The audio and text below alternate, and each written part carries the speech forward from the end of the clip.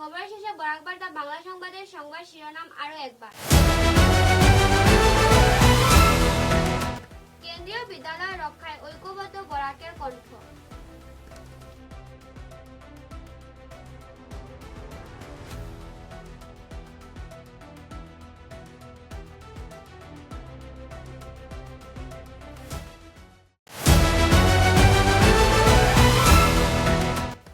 বুধবার সন্ধ্যায় শিলচর তারাপুরের কালীমোহন রোডের কার্যালয়ে শান্তিপূর্ণ আবহে অনুষ্ঠিত হয় শুকতারা ফাউন্ডেশনের প্রথম বর্ষপূর্তির সাংস্কৃতিক অনুষ্ঠান।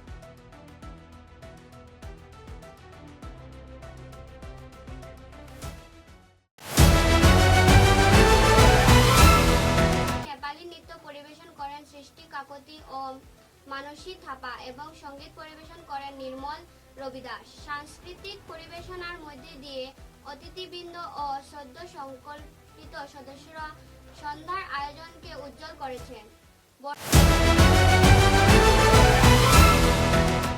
মাতৃভূমি কাপ শ্বাসরুদ্ধকর লড়াইয়ে জয়ী মধুরাপুর।